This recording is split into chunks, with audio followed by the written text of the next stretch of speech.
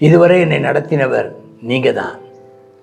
பாதுகாத்தீங்க, பராமரித்தீங்க, வழிகாட்டுனீங்க, சுகம் தந்தீங்க, சமாதானத்தை கொடுத்தீங்க. என் பாவங்களை மன்னிச்சிங்க, என் கூட இருக்கிறீங்க, என் அர்ப்பணிக்கிற ஸ்தோத்திர பலி செலுத்து, உண்மையாய் செலுத்து, உறவை புதுப்பித்துக்கொள். தேவனோடு உள்ள உறவு தான் உனக்கு ரொம்ப முக்கியம் பிரதர். ஒரு மகிமையின் மேகம் இந்த இடத்தை மூடுதே, ஒரு மகிமையின் மேகம் என் ஜனத்தை மூடுதே, ஒரு மகிமையின் மேகம் இந்த இடத்தை மூடுதே, ஒரு மகிமையின் மேகம் என் ஜனத்தை மூடுதே. விலகாத மேகம் நீர், முன் செல்லும் மேகம் நீர், விலகாத மேகம் நீர், முன் செல்லும் மேகம் நீர். ஆவியானவரே, அன்பின் ஆவியானவரே, வல்ல ஆவியானவரே, தெளிவின் ஆவியானவரே, மகிமையின் ஆவியானவரே, அன்பின் ஆவியானவரே, வல்ல ஆவியானவரே, தெளிவின் ஆவியானவரே. ஒரு மகிமையின் மேகம் இந்த இடத்தை மூடுதே, ஒரு மகிமையின் மேகம் என் ஜனத்தை மூடுதே, ஒரு மகிமையின் மேகம் இந்த இடத்தை மூடுதே, ஒரு மகிமையின் மேகம் என் ஜனத்தை மூடுதே. விலகாத மேகம் நீர், முன் செல்லும் மேகம் நீர், விலகாத மேகம் நீர், முன் செல்லும் மேகம் நீர்.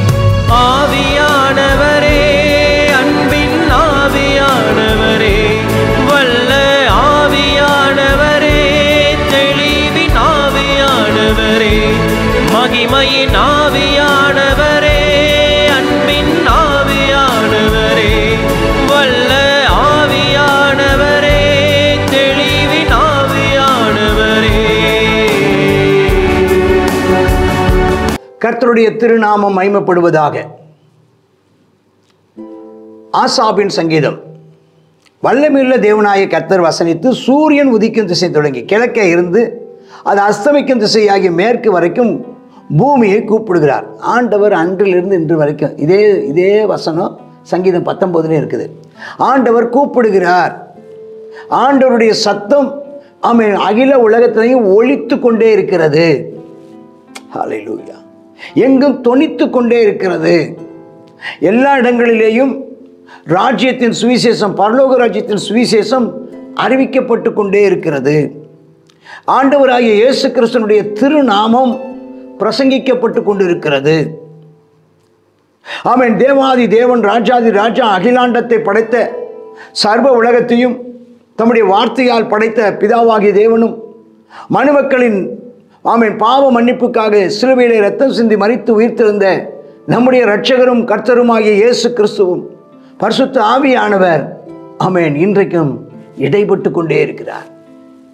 அவர் எங்கே இருக்கிறாரா? ஆமென். சொல்லப்பட்டிருக்கிறது, பூர்ண வடிவுள்ள சீயோனிலிருந்து தேவன் பிரகாசிக்கிறார்.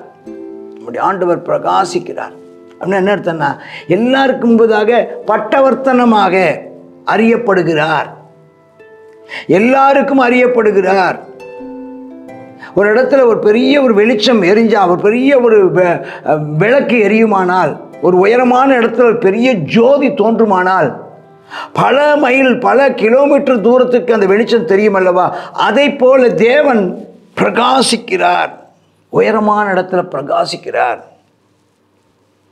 அவர் வருவார். அவர் மௌனமாக இருக்க மாட்டார். அவர் வரும்போது அக்கினி பட்சிக்கும், நியாய தீர்ப்பு உண்டாகும். வரும்போது நியாய தீர்ப்பு உண்டாகும். அவர் ஜனத்தை நியாயம் தீர்க்க யாரை சாட்சியாய் கூப்பிடுவார் தெரியுமா? வானத்தை சாட்சியாய் கூப்பிடுவாரா? பூமியை சாட்சியாய் கொடுப்பாராம். இவன் என்னெல்லாம் செஞ்சான்னு நீ சொல்லுன்னு வானத்தை பார்த்து கேட்பாரான். ஏன்னா நீ செய்கிற தவறுகள் எல்லாம் வானத்தை கீழே தான் நடந்தது. இல்லை நான் வானத்தை பார்க்காதபடி நான் வீட்டுக்குள்ளே செய்தேன், பூமியை கூப்பிட்டு கேட்பாரான் இவன் என்னென்ன பண்ணுனான்னு. கர்த்தர் சாட்சி சொல்வாராம். அப்போ நாம் நியாயம் தீர்க்கப்படுவோமா? அப்படியே அதுக்கு நேர எதிர்ப்பதமாக அந்த 5ஆம் வசனத்தில் இன்னொரு வார்த்தை இருக்குது. அது என்ன வார்த்தை அப்படின்னு சொல்லி பார்த்தீங்கன்னா, 5ஆம் வசனம் என்ன சொல்லுதுன்னு கேட்டிங்கன்னா, 5ஆம் வசனத்தை பார்க்குறோம். பலியினாலே என்னோட உடன்படிக்கை பண்ணின என்னுடைய பரிசுத்தவான்களை இடத்தில் கூட்டுங்கள் என்பார். வானங்களுடைய நீதி அறிவிக்கும் தேவனே நியாயாதிபதி. அப்போ ஆண்டவர் யாரை தன் பக்கம் சேர்த்து கொள்கிறார், யாரை ஆண்டவர் நியாயம் தீர்க்கிறார்? அவரை அறியாதவர்களை ஆண்டவர் நியாயம் தீர்க்கிறார். 49 வாசிக்கிறோம். அதே தான் இங்கேயும் நம்ம வாசிக்கும்போது நம்முடைய தேவன் எவ்வளோ பெரியவர் என்பதையும் அவர் சொல்கிறார். நியாயம் தீர்க்கிறவர்னு சொல்லப்பட்டிருக்குது. அதான் 6ஆம் வசனத்தை அவர் நீதியாய் நியாயம் தீர்ப்பார், அவர் தான் உலகத்தின் நியாயாதிபதி அப்படின்னு நம்ம பார்க்குறோம். நம்ம அவர் ரட்சகர், அவர் ராஜா, ஆமென் ஸ்தோத்திரம், அவர் ஆண்டவர் அப்படின்னு பார்த்தோம். இங்கே வரும்போது அவர் முழு உலகத்தை பொறுத்தவரையில் அவர் ஒரு நியாயாதிபதி. முழு உலகத்தை பொறுத்தவரையில் அவர் மகாராஜா, ஆமென் ஸ்தோத்திரம், அவர் ராஜாவாக இருக்கிறார். முழு உலகத்தை பொறுத்தவரையில் அவர் ஆண்டவராக இருக்கிறார். இந்த ரெண்டு பேருக்கும் பொருத்தம். யாருக்கெல்லாம் பொருத்தம்? ரட்சிக்கப்பட்டவங்களும் அவர் ஆண்டவராக ஏற்றுக்கொண்டிருக்கிறாங்க, ரட்சிக்கப்பட்டவங்களும் அவர் ராஜாவாக ஏற்றுக்கொண்டிருக்கிறாங்க. ரட்சிக்கப்படாதவனுக்கும் அவர் ராஜாவாக இருக்கிறார், ரட்சிக்கப்படாதவனுக்கும் அவர் ஆண்டவராக இருக்கிறார். ஆனால் ரட்சிக்கப்பட்டவங்களுக்கு அவர் ரட்சகராக இருக்கிறாரு, ரட்சிக்கப்படாதவனுக்கு அவர் நியாயாதிபதியாக இருக்கிறார். அல்லேலூயா, கர்த்தருக்கு ஸ்தோத்திரம். அப்போ என்ன பலியினாலே, எந்த பலியினாலே? பழைய ஏற்பாட்டு காலத்தில் தகன பலியினாலும், பாவ நிவாரண பலியினாலும், குற்ற நிவாரண சமாதான பலியினாலும் 3 பலி முக்கியமானது. ஒரு பலி தகன பலியினாலும், பாவ நிவாரண பலி அல்லது குற்ற நிவாரண பலியினாலும், சமாதான பலியினாலும் அவரோடு உடன்படிக்கை பண்ணவங்க. புதிய ஏற்பாட்டின்படி சிலுவை இரத்தத்தினாலே, ஆமென், வார்த்தையினால் உடன்படிக்கை பண்ணினவர்களும், இரத்தத்தினாலே உடன்படிக்கை பண்ணினவர்களும், ஜலத்தினாலே ஞானஸ்நானத்தினாலே உடன்படிக்கை பண்ணவர்களும், ஆமென், பரிசுத்த ஆவியானுடைய அபிஷேகத்தினாலே அவன் உடன்படிக்கை பண்ணப்பட்டவர்களும் அவங்கள ஆண்டவர் கூட்டி சேர்ப்பாரா? அவங்கள பரிசுத்தவான்னு சொல்கிறாரு. 7ஆம் வசனம் ஜனங்களுக்கு விரோதமாக சொல்கிறார், என் ஜனமே. இஸ்ரவேல் ஜனங்கள் அந்த நாட்களில் அவங்களுக்கான வர்ற ஒரு தீர்க்க தரிசன எச்சரிப்பின் செய்தி.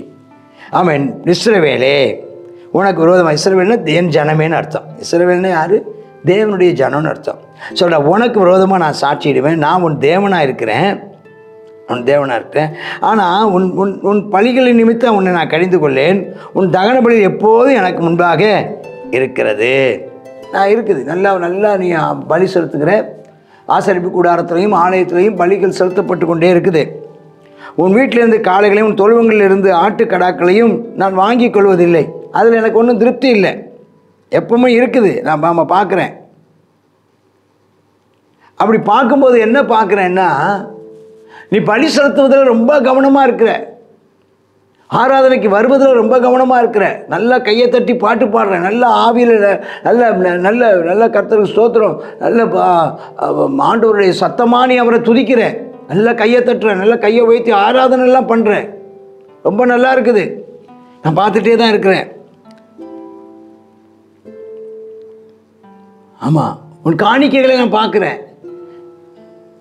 சகல காட்டு ஜீவன்களும் பர்வதங்கள் 1000 மாத்திர மிருகங்கள் எல்லாம் என்னுடையவைகள், வெள்ளியும் பொண்ணும் என்னுடையது. மலையில் இருக்கிற பறவையெல்லாம் நான் அழிஞ்சிருக்கேன், நடமாடுற மிருகமெல்லாம் என்னுடையது.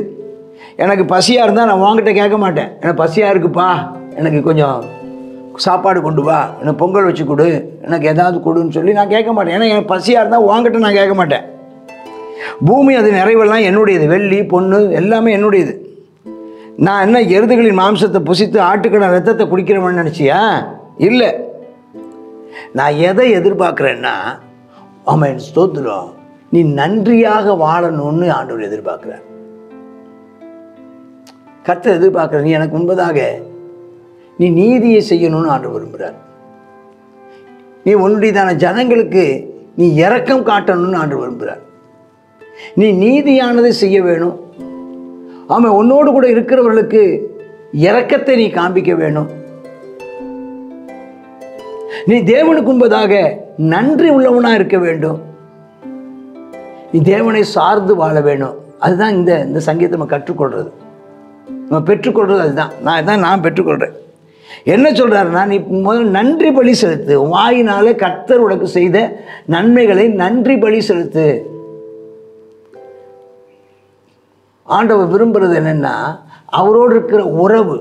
உன்னுடைய காணிக்கையை விட, உன்னுடையதான வாயின் வார்த்தைகளை விட அவர் விரும்புகிறது என்னன்னு கேட்டால், உன்னுடைய உறவை, உன்னுடைய உறவு, உன்னோடு கூட இருக்கிற அந்த ரிலேஷன்ஷிப் தான் வேணும். நீ என் கூட பேசு, நீ என் கூட டைம் ஸ்பெண்ட் பண்ணு.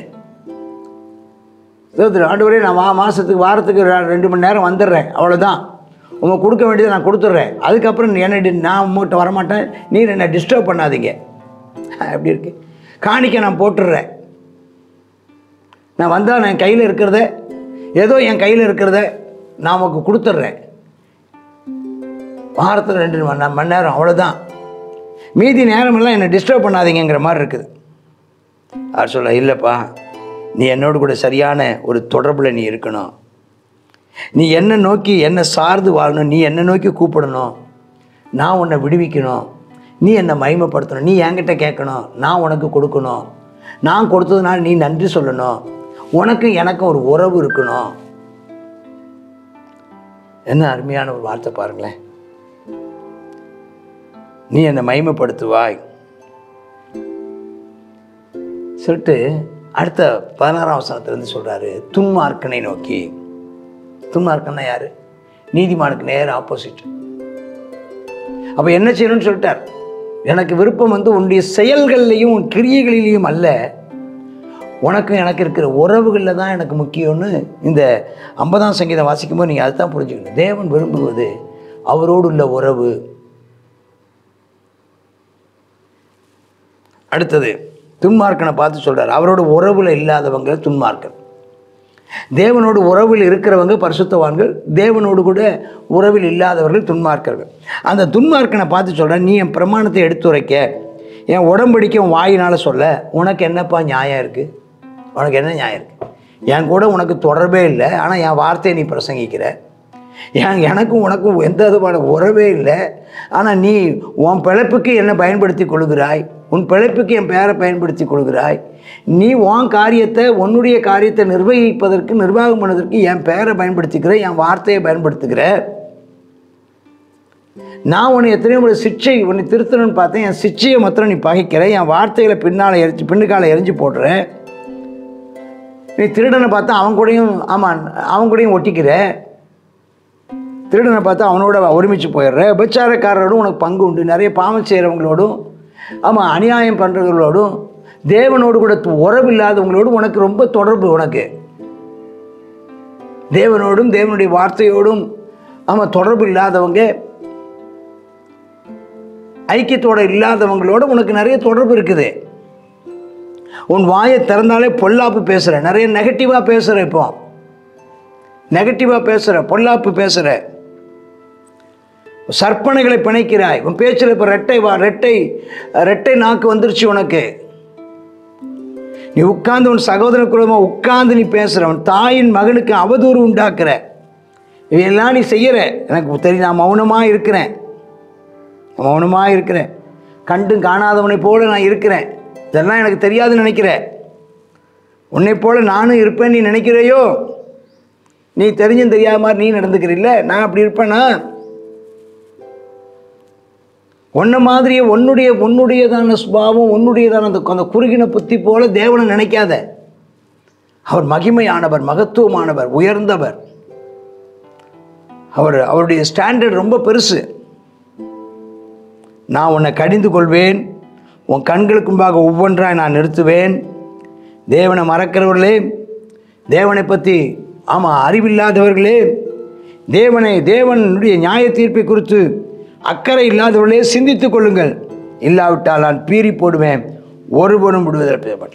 ஆகையினால நீ செய்ய வேண்டியது என்னன்னு கடைசியாக சொல்கிறார். நீ செய்ய வேண்டியது என்னென்னா, இப்பவும் பிந்தி போகலை, 2 கைகளை உயர்த்து. ஆண்டவர், நீர் இல்லாமல் நான் இல்லைப்பா, நீரே என் ராஜா, நீரே என் ஆண்டவர், நீரே என் ரட்சகர். இதுவரை என்னை நடத்தினவர் நீங்கள் தான். பாதுகாத்தீங்க, பராமரித்தீங்க, வழிகாட்டுனீங்க, சுகம் தந்தீங்க, சமாதானத்தை கொடுத்தீங்க.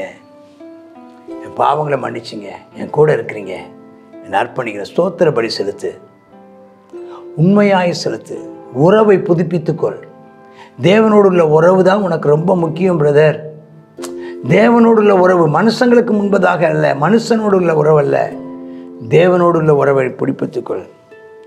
தேவன் அதான் தன் வழியை செவைப்படுத்துகிறவனுக்கு, தேவனுக்கு முன்பதாக வழியை செவைப்படுத்துகிறவன், தேவனோடு உள்ளதான உறவை சரிப்படுத்துகிறவன் ஆண்டவர் ரட்சிப்பை வெளிப்படுத்துவேன்னு கருத்து சொல்கிறார். அப்போ இன்றைக்கி இந்த வேத பகுதியில் என்னென்னு முக்கியம்னா, வெளியரங்கமான பக்திக்கெடுத்த கிரியைகளை விட தேவனோடு உள்ள ஆத்மார்த்தமான உறவு தான் முக்கியம் என்பது தான் இந்த சங்கீதத்தினுடைய சாராம்சம். நாம் தேவனோடு கூட நல்மனம் பொருந்துவோம், தேவனோடு கூட ஐக்கியமாக இருப்போம், தேவனுக்காய் பயன்படுவோம். கர்த்தர் உங்களை ஆசீர்வதிப்பாராக. ஆமேன், ஆமேன். God bless you. சங்கீதம் 50, இந்த 50வது சங்கீதத்தில் கர்த்தர் சொல்லுகிறார், நீங்கள் பலி செலுத்துகிற அந்த ஆட்டுக்கடாவுடைய அந்த நினமோ அந்த காளை